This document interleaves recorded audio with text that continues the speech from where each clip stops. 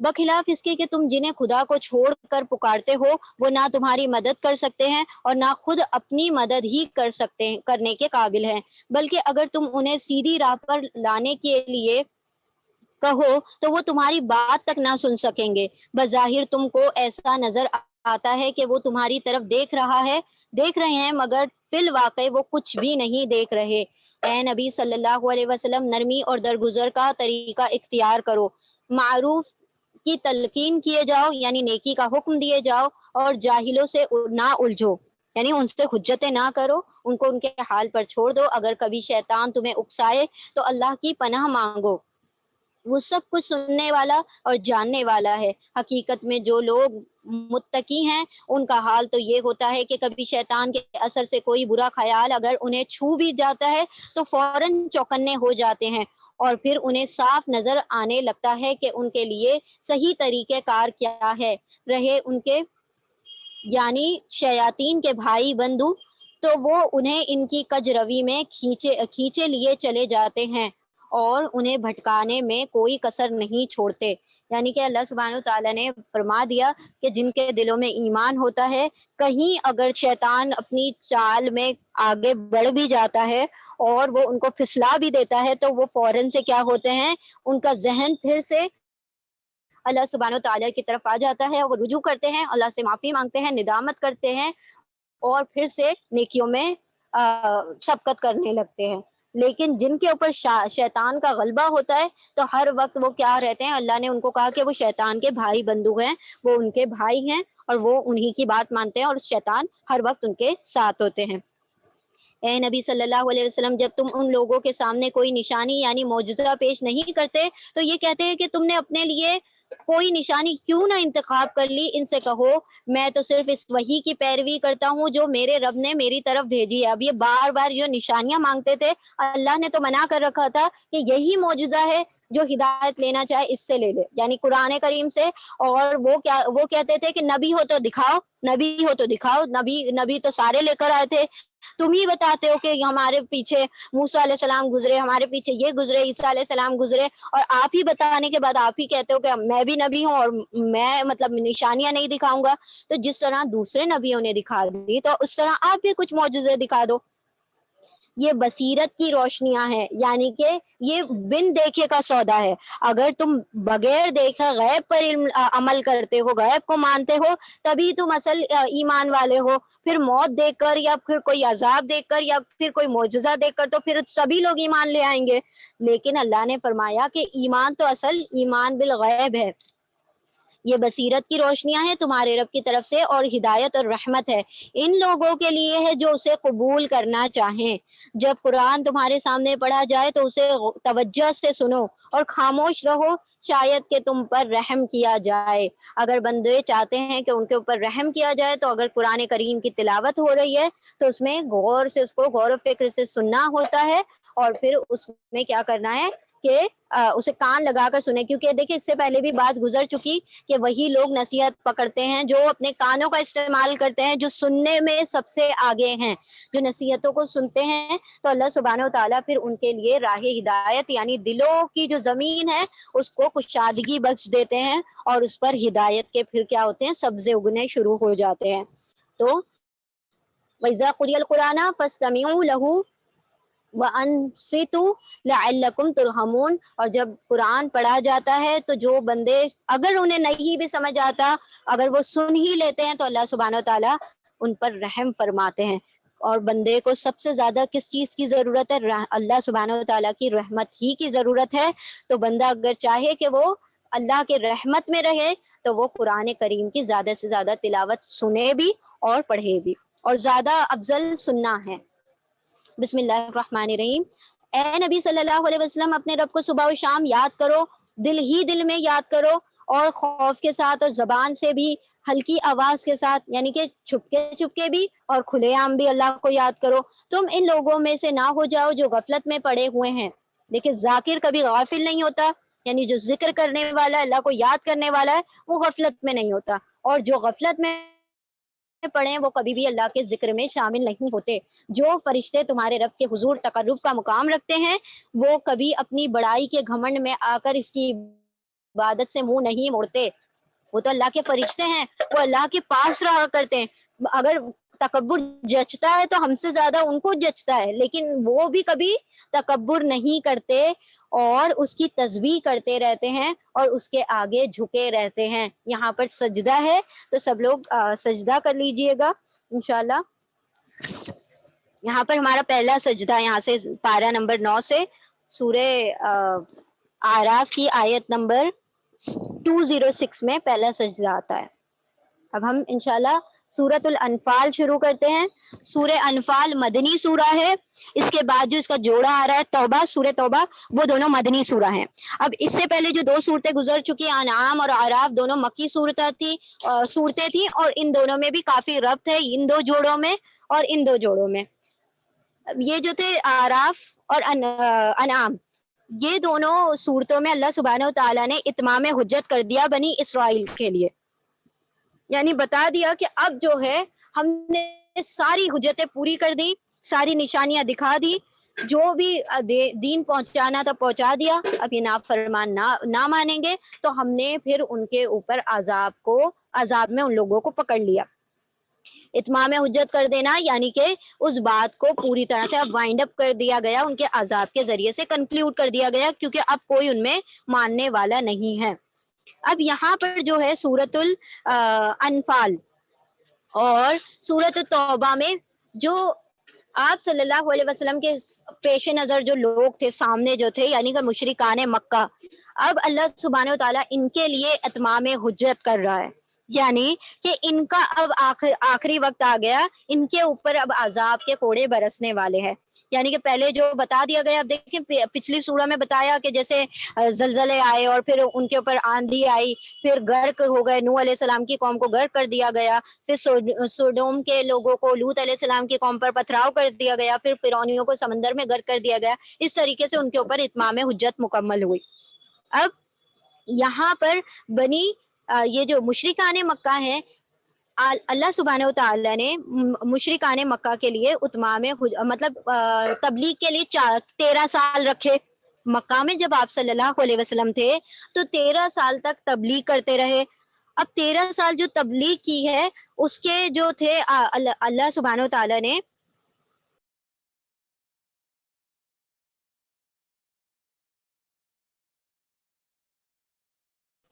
چار مرحلے میں ان کی تبلیغ ہوئی ہے. یعنی کہ جب مکہ میں آپ صلی اللہ علیہ وسلم تھے 4 مرحلوں میں تبلیغ ہوئی. اب دیکھیں یہاں پر جو ہے 13 سال جو ان کے مکہ والوں کے لیے آپ صلی اللہ علیہ وسلم نے تبلیغ میں گزارے, پھر جب یہ نہیں مانے, جب انہوں نے حد سے بڑھ گئے, تو اللہ سبحانہ و تعالیٰ نے پھر ان کو عذاب میں پکڑا. پہلی مرتبہ عذاب آیا کہ ان کو ان کے گھروں سے نکلوا لیا گیا اور مکہ سے نکلوا کر پھر بدر میں ان سے جنگیں کی گئیں, اور بدر میں یہ کیا ہو گئے, سارے کے سارے مغلوب کر دیے گئے. تو پہلے شروعاتی طور پر جو ان کا پہلا عذاب ہوا ہے وہ بدر میں ان کو ملا, جس میں لگ بھگ 70 جو ان کے سردار تھے وہ سارے کے سارے مار دیے گئے, قتل کر دیے گئے. اور یہ 1000 مشرکین تھے اور صرف 313 کا ایک نہتہ دستہ تھا جو ان پر غالب آ گیا.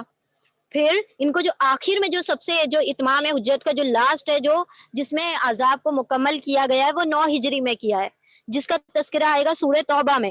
یہ جو پہلا عذاب دیا گیا اس کا ذکر آ رہا ہے سورہ انفال میں. سمجھ لیں کہ یہ دونوں سورے مل کر اس چیز کو مکمل کر رہی ہیں پوری طرح سے. یہ جنگ بدر کا پورا پیش نظر ہے, یعنی کہ اس کا پس منظر یہاں پر پورا اس کا بیہائنڈ دا سین کیا ہوا تھا وہ سارا اس میں بیان کیا گیا. 9 ہجری میں ان کو مہلت دے دی گئی, کہا گیا کہ اب تمہارے پاس چند مہینوں کی مہلت ہے, اب اس میں اگر تم ایمان لانا چاہتے ہو تو لے آؤ, اگر نہیں لانا چاہتے تو پھر جہاں پر بھی یہ دکھے انہیں قتل کر دیا جائے, کیونکہ اب یہ سارا جو ہم نے دین پہنچانا تھا مکمل کر دیا.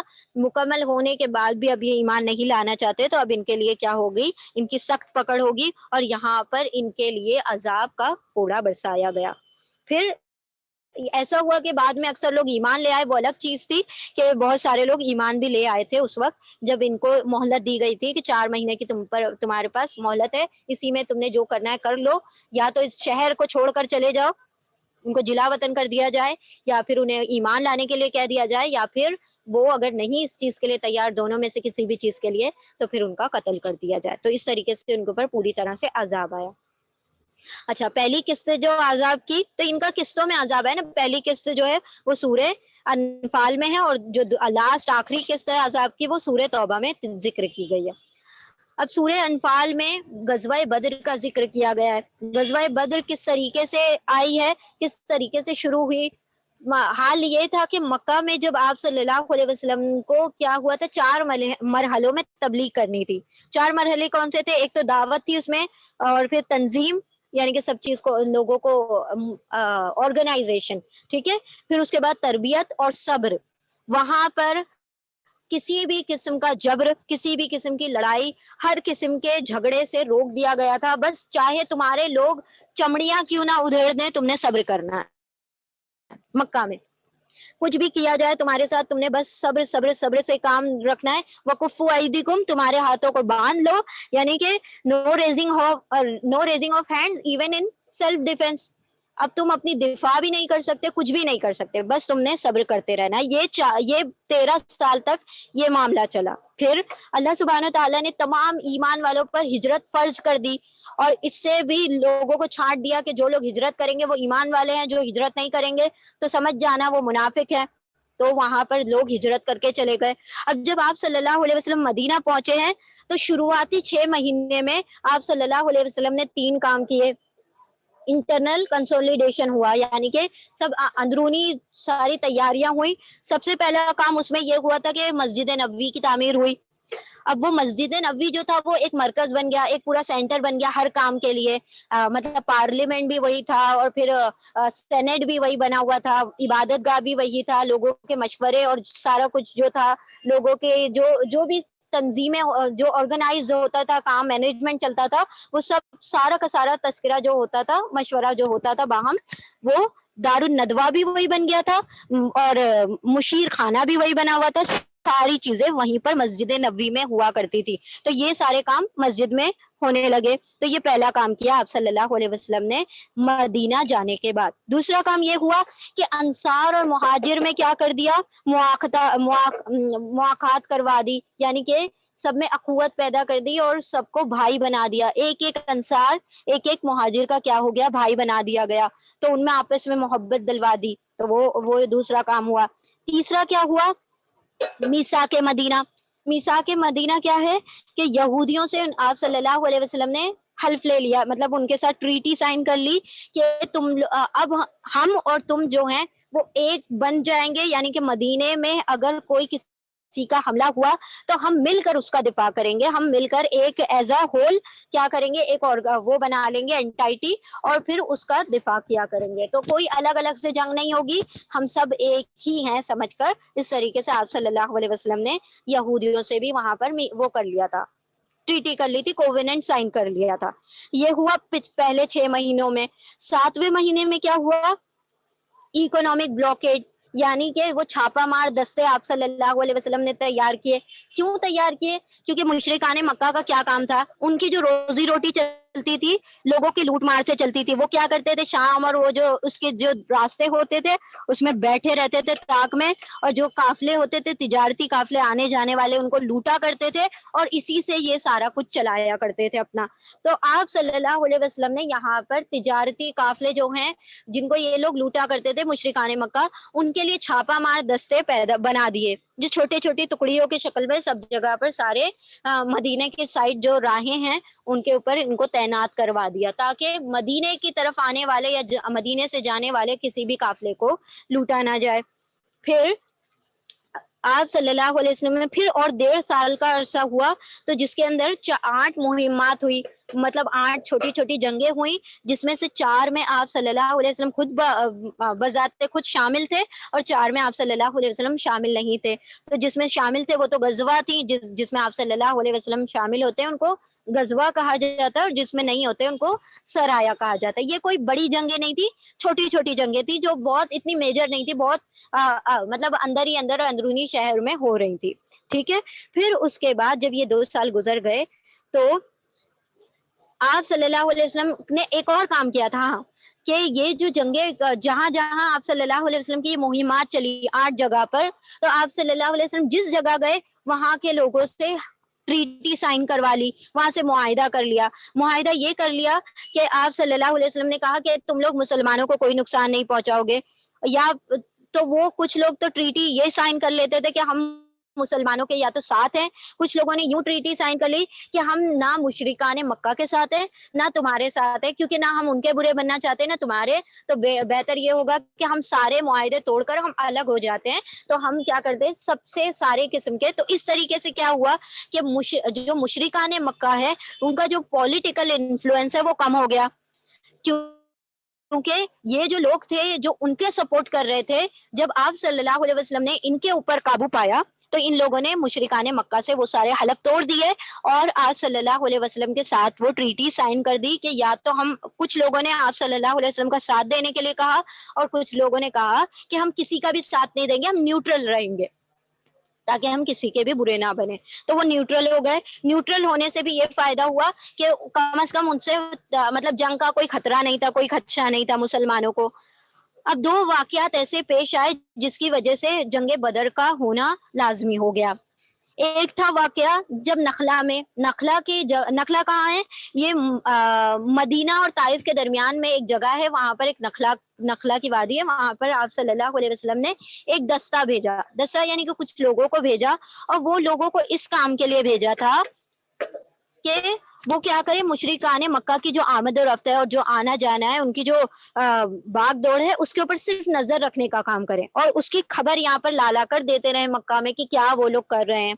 ठीक है, कोई प्लानिंग्स जो नहीं चल रही तो उनकी जो नकलो हरकत है उसके ऊपर नजर रखना है। अब वहां पर क्या हुआ कि उनकी मुठभेड़ किसी काफिर गिरोह से हो गई। इन्होंने वो झगड़े में एक काफिर को कत्ल भी कर दिया और कुछ जो था उनका सामान लूट कर माले गनीमत समझकर ले आए। ये चीज हो गई नखला में। तो लोग यहाँ पर देखिए इनडायरेक्टली ये तो नहीं चाह रहे थे मुसलमान कि हम किसी भी जंग की शुरुआत करें, लेकिन इनडायरेक्टली तो हो ही गई ना शुरुआत कि काफिर उनका एक कत्ल हो गया, तो लोग तो अब भड़क गए क्योंकि वैसे भी वो खिलाफ थे और वो तो मौके की तलाश में थे। अब यहाँ से ये वाकया हो गया। दूसरी तरफ क्या हुआ कि वो वहां पर काफिर मर गया तो ये सारे तैश में आ गए कि भाई हमारा एक आदमी को इन्होंने मार दिया। दूसरी तरफ यहाँ से क्या हुआ, अबू सुफियान अपने काफिले को लेकर शाम की तरफ लेकर जा रहे थे, तिजारती काफिला था, तो आप सल्लल्लाहु अलैहि वसल्लम ने उस काफिले का ताकुब करवाया, उसका पीछा करवाया। तो जब इसको अबू सुफियान को उनको पता चला कि मेरा जो पीछा किया जा रहा है, आप सल्लल्लाहु अलैहि वसल्लम का जो कारवान है वो हमारा पीछा कर रहा है, तो वो पहले तो तेजी से निकल गया शाम की तरफ। अब जब शाम से तिजारत करके लौटे हैं वो, तो कम से कम 50,000 अशरफी दीनारों का क्या था, अशरफी का उनके पास खजा मतलब माले तिजारत था। तो आप सल्लल्लाहु अलैहि वसल्लम यहाँ से तैयार थे कि इनका ताकुब किया जाएगा, पहले तो निकल गया, अब आते टाइम इनका पीछा किया जाएगा। अब ये जो अबू सुफियान को भनक पड़ी कि मेरा जब ताकुब हुआ था, पीछा हुआ था, तो अब क्या किया जाएगा कि मुझे पकड़ लिया जाएगा। तो अबू सुफियान ने एक आदमी को दौड़ा दिया वहां से घोड़े पे कि जाओ जल्दी से जाके मक्के में खबर करो कि अबू सुफियान को मदद की जरूरत है, वो हमारी हेल्प के लिए कुछ लोगों को भेज दें मक्का से। अब ये सारा काम सारा जो हो रहा है ये मदीने से हो रहा है। ठीक है, आप सल्लल्लाहु अलैहि वसल्लम क्योंकि हिजरत करके आ चुके थे, सब कुछ मदीने से हो रहा था। मुशरिकाने मक्का के पास ऑल ऑफ सडन समझ लें कि दो खबरें पहुंची एक साथ। यहाँ से वो नखला वाले पहुंच गए कि देखो हमारे हमारे आदमी को इन्होंने मार दिया, हमारे आदमी को मार गिराया है, अब इनसे हमें बदला लेना है।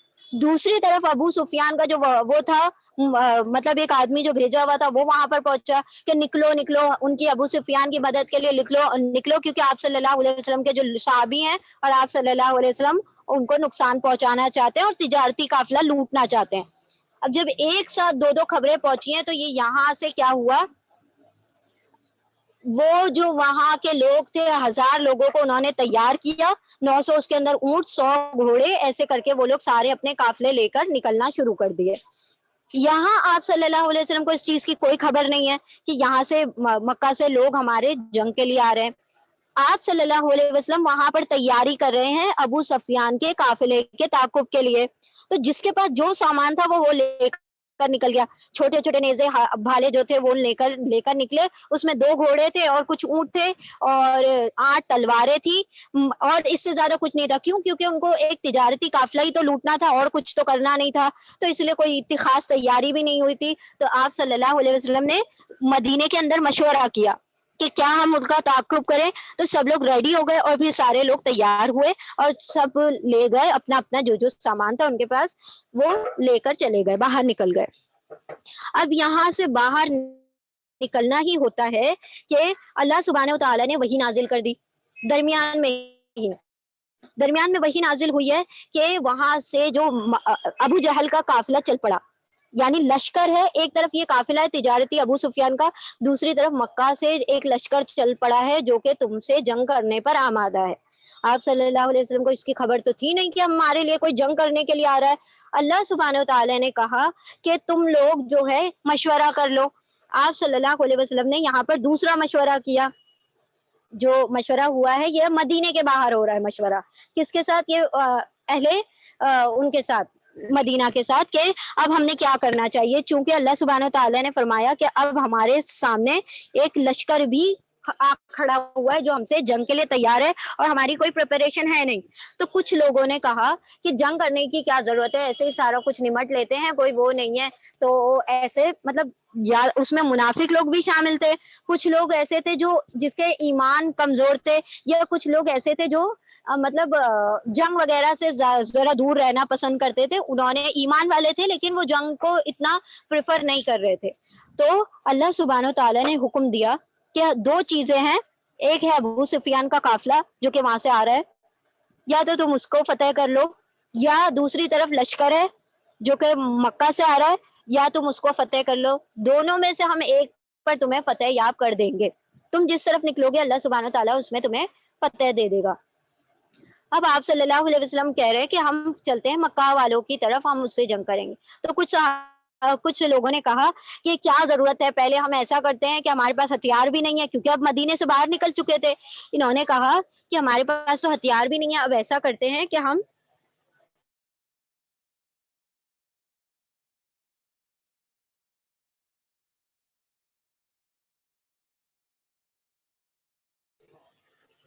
تو آپ صلی اللہ علیہ وسلم سے وہ کہنے لگے کہ ہم ایسا کرتے ہیں, پہلے ابو سفیان کے قافلے کی طرف چلتے ہیں اور ان کے جو ہتھیار ہوں گے وہ بھی ہمارے ہاتھ میں آ جائیں گے.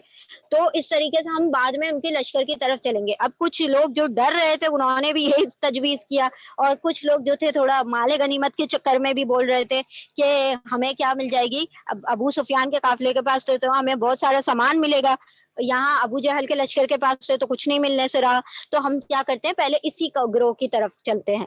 لیکن آپ صلی اللہ علیہ وسلم نے پھر یہاں پر یعنی کہ جو قافلہ آ رہا تھا اس کی طرف, جو لشکر آ رہا تھا, جو مکہ سے لشکر آ رہا تھا اس کے مقابلے میں یہاں پر جا کر کھڑے ہو گئے. اور اللہ سبحانہ تعالیٰ نے پھر یہاں پر ان لوگوں کے لیے وہ چھوٹا سا گروہ تھا جو 313 کا, اس میں ہی اللہ سبحانہ تعالیٰ نے ایمان والوں کو فتح دی.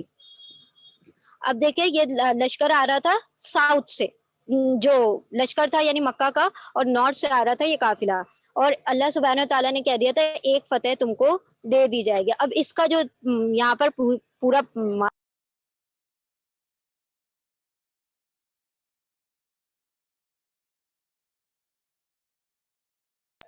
ٹھیک ہے, تو پھر یہ صفرا کے مقام پر یہ سارا ان لوگوں نے مشورہ کیا اور پھر اس کے بعد یہ لشکر سے مقابلہ کرنے کے لیے نکل پڑے, ریڈی ہو گئے, آمادہ ہو گئے, مطلب سارے باہم مشورے سے.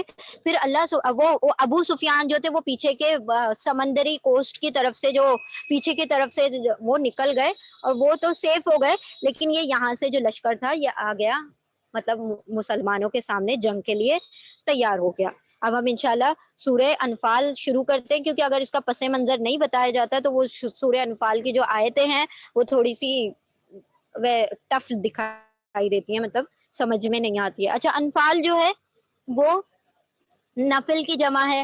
انفال کہا گیا ہے بوٹی آف وار کو, جو اسپوائل آف وار ہوتا ہے, مال غنیمت, اسی سے اللہ سبحانہ تعالیٰ نے بات کو شروع کیا. پہلی آیت میں اس کا ہی تذکرہ کیا ہے, اتنی ڈیٹیل میں نہیں بتایا لیکن اس کا ذکر کیا گیا ہے.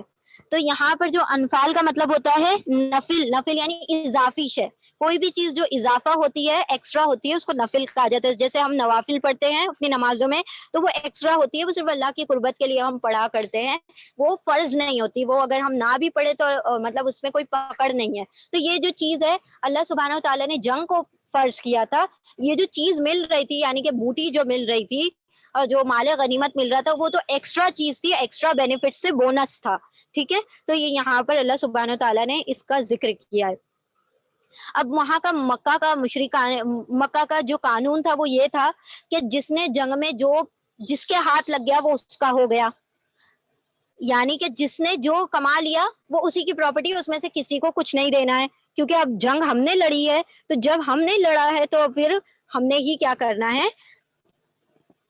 جی، جنگ بدر کی یہ بات ہو رہی ہے کہ اب وہ لوگ سارے کے سارے کچھ مسلمان لڑ پڑے آپس میں کہ بھائی ہم نے تو محنتیں کی، ہم سب لوٹ کر لے کر آئے تو پھر ہمیں کیسے نہیں مل رہا، اب ہم کیسے اس میں شیئر کر لیں.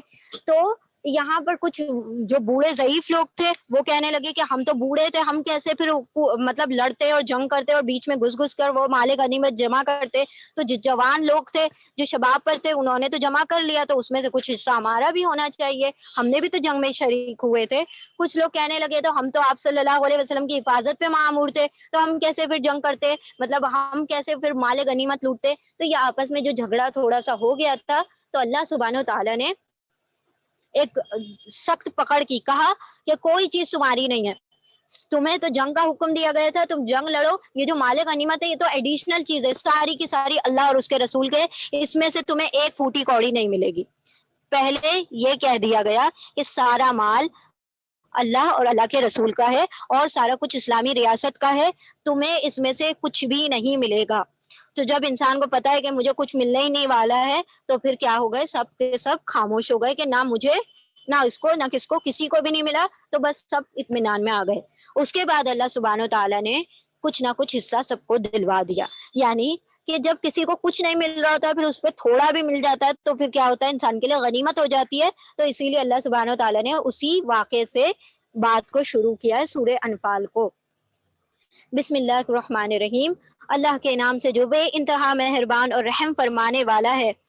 تم سے انفال کے متعلق پوچھتے ہیں، یعنی کہ مال غنیمت کے متعلق. کہو یہ انفال تو اللہ اور اس کے رسول کے ہیں، بس تم لوگ اللہ سے ڈرو اور اپنے آپس کے تعلقات درست کرو. یعنی کہ یہ جو اتنی تم دنیاوی چیز کے لیے لڑ رہے ہو، تم ذرا اپنے تعلقات کو درست کرو اور اللہ اور اس کے رسول کی اطاعت کرو اگر تم مومن ہو. سچے اہل ایمان تو وہ لوگ ہیں جن کے دل اللہ کا ذکر سن کر لرز جاتے ہیں، اور جب اللہ کی آیات ان کے سامنے پڑھی جاتی ہیں تو ان کا ایمان بڑھ جاتا ہے اور وہ اپنے رب پر اعتماد کرتے ہیں، بھروسہ کرتے ہیں. جو نماز قائم کرتے ہیں اور جو کچھ ہم نے ان کو دیا ہے اس میں سے وہ خرچ کرتے ہیں. یعنی کہ جو مال غنیمت ہم نے دیا تھا وہ ان کی کوئی کمائی، کوئی اس میں ان کا کوئی وہ نہیں ہے. اللہ نے تمہاری مدد کی، تمہارے لیے فرشتے بھیجے، تمہارے لیے آسانیاں کی. تم تو اتنے سے لوگ تھے پھر بھی تم کو اتنی بڑی جماعت پر فتح دے دی اور تم سمجھ رہے ہو کہ یہ مال غنیمت ہمارا ہے. اللہ سبحانہ و تعالیٰ نے جو تم کو دیا ہے اس میں سے تم خرچ کرو. یعنی کہ وہ سارا کا سارا مال کس میں جمع کرا دو، مال غنیمت میں جمع کروا دو. ایسے ہی لوگ حقیقی مومن ہیں، ان کے لیے ان کے رب کے پاس سے بڑے بڑے درجے ہیں. قصوروں سے درگزر کرنے والے ہیں اور بہترین رزق ہے ان لوگوں کے لیے. اس مال غنیمت کے معاملے میں بھی ویسی ہی صورت پیش آ رہی ہے جیسی اس وقت پیش آئی تھی جب کہ تیرا رب تجھے حق کے ساتھ تیرے گھر سے نکال لایا تھا اور مومنوں میں سے ایک گروہ کو یہ ناگوار تھا وہ اس حق کے معاملے میں تجھ سے جھگڑ رہے تھے. اب یہ جو معاملہ ہے، یہ جو پہلا مشورہ ہوا مدینے کے اندر کہ کیا ہم نے ابو سفیان کے قافلے کو لوٹنے کے لیے چلنا چاہیے، تو سب لوگ منع کر رہے تھے کہ نہیں نہیں کوئی ضرورت نہیں ہے، ہم کیوں اپنی جانیں دیں اور یہ کریں وہ کریں، ہم نے کیوں انیشیٹ کرنا ہے، اور یہ سارا کچھ کر کے روک رہے تھے. تو اللہ سبحانہ و تعالیٰ نے اس کا یہاں پر ذکر کیا. حالانکہ وہ صاف صاف نمایاں ہو چکا تھا. ان کا حال یہ تھا کہ گویا وہ آنکھوں دیکھتے موت کی طرف ہانکے جا رہے ہیں. ان کو ایسا لگ رہا تھا کہ ہمیں زبردستی موت میں جھونکا جا رہا ہے. یاد کرو وہ موقع جب کہ اللہ تم سے وعدہ کر رہا تھا کہ دونوں گروہوں میں سے ایک تمہیں مل جائے گا، یا تو ابو سفیان کا یا وہ لشکر کا جو ابو جہل لے کر چلا ہے 1000 لوگوں کا، اس میں سے ایک نہ ایک پر تم فتح پا جاؤ گے. تم چاہتے تھے کہ کمزور گروہ تمہیں ملے، یعنی کہ تم چاہتے تھے ابو سفیان کے اس پر قبضہ کر لو اور تمہیں مال غنیمت بھی مل جائے، مگر اللہ کا ارادہ یہ تھا کہ اپنے ارشادات سے حق کو حق کر دکھائے اور کافروں کی جڑ کاٹ دے، تاکہ حق ہو کر رہ جائے اور باطل کو جھوٹ ثابت کر دے، خواہ مجرموں کو یہ کتنا ہی ناگوار گزرے۔ اور وہ موقع جب کہ تم اپنے رب سے فریاد کر رہے تھے، جواب میں اس نے فرمایا کہ میں تمہاری مدد کے لیے پے در پے 1000 فرشتے بھیج دوں گا۔ اللہ سبحانہ وتعالیٰ نے بدر میں صحابیوں کی مدد کی فرشتوں کے ذریعے سے۔ یہ بات اللہ نے تمہیں صرف اس لیے بتا دی پہلے سے تاکہ تمہیں خوشخبری مل جائے اور تمہارے دل اس سے مطمئن ہو جائیں، یعنی کہ تم ڈرو نہیں کہ اتنے لوگ آ رہے ہیں، ہم کیسے مقابلہ کریں گے۔ اللہ سبحانہ وتعالیٰ نے تمہارے دلی اطمینان کے لیے فرشتوں کو بھیج دیا۔ ورنہ مدد تو جب بھی ہوتی ہے اللہ ہی کی طرف سے ہوتی ہے، یقیناً اللہ زبردست اور دانا ہے۔ اور وہ وقت جب کہ اللہ اپنی طرف سے گنودگی کی شکل میں تم پر اطمینان اور بے خوفی کی کیفیت طاری کر رہا تھا، اب جنگوں میں ان کو نیندیں بھی آئیں، اللہ سبحانہ تعالیٰ نے ان کے دلوں پر کافروں کا کوئی رعب نہیں ڈالا، یہ رات کو بھی چین سے سوئے، ورنہ کہ جن کو جان کا خوف ہوتا ہے ان کو نیند نہیں آتی، تو یہ بالکل اطمینان سے سوئے ہیں اور صبح کو بالکل فریش اٹھے ہیں جب جنگ کے لیے اٹھے ہیں، اور آسمانوں سے تمہارے لیے اوپر سے پانی بھی برسا دیا۔ اب اللہ سبحانہ وتعالیٰ نے دیکھیے، جب بارش ہو جاتی ہے تو انسان، جب گرمی کے موسم میں اچانک سے بارش ہو جائے تو انسان کی روح تازہ ہو جاتی ہے، وہ بالکل فریش ہو جاتا ہے، تو اللہ سبحانہ وتعالیٰ نے اوپر سے بارش برسا دی، تو جو مٹی اڑ رہی تھی، جو صحرا میں یہ لوگ لڑنے کے لیے آئے تھے تو وہاں سے مٹیاں اڑ رہی تھی، اب اللہ سبحانہ تعالیٰ نے جب بارش برسا دی تو وہ مٹی بھی جم گئی اور ان کے پیر میں جماؤ پیدا ہو گیا اور ساتھ ساتھ ان کے دلوں کو بھی سکون آ گیا، کیونکہ جب انسان گرمیوں میں بہت جب بارش برس جاتی ہے تو انسان کے دل کو بھی راحت مل جاتی ہے، تاکہ تمہیں پاک کر دے اور تم سے شیطان کی ڈالی ہوئی نجاستیں دور کر دے، یعنی کہ اگر تمہیں غسل کی حاجت ہے تو تم پھر اس بارش کے ذریعے سے غسل وغیرہ کر لو، وضو کر لو اور اپنے آپ کو فریش کر لو، اور تمہاری ہمت بندھائے اور اس کے ذریعے سے تمہارے قدم جما دے، یعنی کہ وہ مٹی جو جم گئی تھی اس کی وجہ سے ان کے قدم بھی مضبوط ہو گئے۔ اور وہ وقت جب کہ تمہارا رب فرشتوں کو اشارہ کر رہا تھا کہ میں تمہارے ساتھ ہوں، تم اہل ایمان کو ثابت قدم رکھو، میں ابھی ان کافروں کے دلوں میں رعب ڈالے دیتا ہوں، بس تم ان کی گردنوں پر ضرب اور جوڑ پر چوٹ لگاؤ، یعنی کہ تمہارے دل کو ان کے لیے اتنا آسان کر دیا، مطلب تمہارے دلوں میں ان کی کو اتنا ہلکا بنا دیا کہ اب تم کیا ہے، جب انسان ایسا سمجھتا ہے نا کہ میرے اندر بہت طاقت ہے اور میں سب کچھ کر سکتا ہوں، اس کا پورا قلعہ کما کر سکتا ہوں، تو اللہ سبحانہ وتعالیٰ نے کہا کہ ہم نے کافروں کے دلوں پر رعب ڈال دیا، اب تم ان کے پور بھی کاٹ دو گے تو وہ تم سے کیا ہو جائیں گے، تم سے مغلوب ہو جائیں گے۔ یہ اس لیے کہ ان لوگوں نے اللہ اور اس کے رسول کا مقابلہ کیا، اور جو اللہ اور اس کے رسول کا مقابلہ کرے اللہ اس کے لیے نہایت سخت گیر ہے، یہ ہے تم لوگوں کی سزا، اب اس کا مزہ چکھو اور تمہیں معلوم ہو کہ، یعنی کافروں سے کہا جا رہا ہے، تمہیں معلوم ہو جائے کہ حق کا انکار کرنے والوں کے لیے دوزخ کا عذاب ہے۔ اے لوگوں جو ایمان لائے ہو، جب تم ایک لشکر کی صورت میں کفار سے دوچار ہو تو ان کے مقابلے میں پیٹ نہ پھیرو، اب اللہ سبحانہ تعالیٰ نے فرما دیا کہ اب تم جنگ کے میدان میں اترنے والے ہو، اب یہ نہ ہو کہ تم پیٹ پھیر کر بھاگ جاؤ ان کی تعداد کو دیکھ کر، جب کہ تم اس لشکر کی صورت میں کفار سے دوچار ہو تو پیٹ نہ پھیرو، جس نے ایسے موقع پر پیٹ پھیری الا یہ کہ جنگی چال کے طور پر ایسا کرے یا کسی دوسری فوج سے جا ملنے کے لیے، یعنی کہ اگر مطلب کوئی مطلب اوپر سے کوئی آرڈر آ جائے کہ بھائی ہم نے اب چلنا ہے، یعنی کہ آپ صلی اللہ علیہ وسلم کا حکم آ جائے یا اللہ سبحانہ وتعالیٰ کہہ دے کہ مطلب پھر جاؤ، تب تو تم پھر سکتے ہو، یا پھر تم جنگ کے لیے پھرتے ہو، یعنی کہ کوئی داؤ پیچ ہے تمہارا تو تم پیچھے پلٹتے ہو، تب تو تم پلٹ سکتے ہو، اس کے علاوہ تم جنگ میں سے پیٹ پھیر کر نہیں بھاگ سکتے، تمہارے لیے جنگ میں پیٹ پھیرنا منع کر دیا گیا، تو وہ اللہ کے غضب میں گر جائے گا، تو جس نے جنگ بدر میں کیا کیا، پیٹ پھیر لی، تو وہ عذاب میں گھیر دیا جائے گا، اس کا ٹھکانہ جہنم ہوگا، یعنی یہ مومنوں سے خطاب ہے کہ تم نے اب اس میں ثابت قدم رہنا ہے، اپنی جنگ کو آخری سانس تک لڑنا ہے، اور وہ بہت بری جائے باز گشت ہے، بس حقیقت یہ ہے کہ تم نے انہیں قتل نہیں کیا بلکہ اللہ نے ان کو قتل کیا، اور اے نبی صلی اللہ علیہ وسلم تو نے نہیں پھینکا بلکہ اللہ نے پھینکا، آپ صلی اللہ علیہ وسلم نے ایک مٹھی بھر ان کے چہروں کے جانب کنکر اڑائے، कंकरियां एक जमीन से उठाकर उस तरफ फेंकी और अल्लाह यूं कहा कि अल्लाह इनके चेहरों को बिगाड़ दे। तो अल्लाह सुब्हानहू तआला कह रहे हैं कि तुमने नहीं फेंका, वो सब तुमने नहीं किया, बल्कि हमने सारा कुछ किया है। उनके कत्ल भी हमने किए, उनकी तरफ मिट्टी जो कंकरियां उड़ाई हैं, रमी जो की है वो भी हमने ही की है। तो यानी कि सारा जोशो खरोश जो दिया था अल्लाह सुब्हानहू तआला का अता करदा था। तो ये इसलिए था कि अल्लाह मोमिनों को एक बेहतरीन आजमाइश से कामयाबी के साथ गुजार दे। यकीनन अल्लाह सुनने और जानने वाला है। ये मामला तो तुम्हारे साथ है और काफिरों के साथ मामला ये है कि अल्लाह इनके चालों को कमजोर करने वाला है। उन काफिरों से कह दो अगर तुम फैसला चाहते हो तो लो, फैसला तुम्हारे सामने आ गया। अब ये काफिरों ने, अबू जहल ने कहा था अब देखते हैं हम अल्लाह किसके साथ है। उसने क्योंकि अल्लाह को तो मानते थे ना, वो मुशरिक थे, एसोसिएटर से, तो उन्होंने कहा हम देख लेंगे अब अल्लाह किसके साथ है, आज देख लें। उसने कहा था फुरकान, ये दिन जो है फर्क कर देने वाला होगा और बता देगा कि कौन किसके साथ अल्लाह है। तो यहाँ वहां तो अल्लाह था, साथ में बुद्ध भी थे, यहाँ तो सिर्फ अल्लाह ही अल्लाह था। तो अब देखें अल्लाह सुब्हानहू तआला ने उस दिन को भी यौमुल फुरकान ही कहा कि जिसमें हक और बातिल को क्या कर दिया गया, जुदा करके बता दिया गया। वो काफिरों का दावा था, अल्लाह ने मुसलमानों के हक में उसको पूरा कर दिया और इस दिन को यौम फुरकान ही कहा जाने लगा, क्योंकि वो काफिर कह रहे थे आज का दिन फुरकान का दिन होगा, यानी कि हमारे हक में अल्लाह सुब्हानहू तआला क्या कर देगा, फैसला कर देगा। ये काफिरों के दावे थे। अल्लाह इनके चालों को कमजोर करने वाला है और फैसला तुम्हारे सामने आ गया, यानी काफिरों के सामने आ गया। अब बाज आ जाओ, तुम्हारे ही लिए बेहतर है, वरना फिर पलट कर उसी हिमाकत का इरादा करोगे तो हम भी उसी सजा का इरादा करेंगे, दोबारा से तुम्हें सजा देंगे। और तुम्हारी जमीयत ख्वाह वो कितनी ही ज्यादातर हो, तुम्हारे कुछ काम ना आएगी और मोमिनों के साथ अल्लाह है।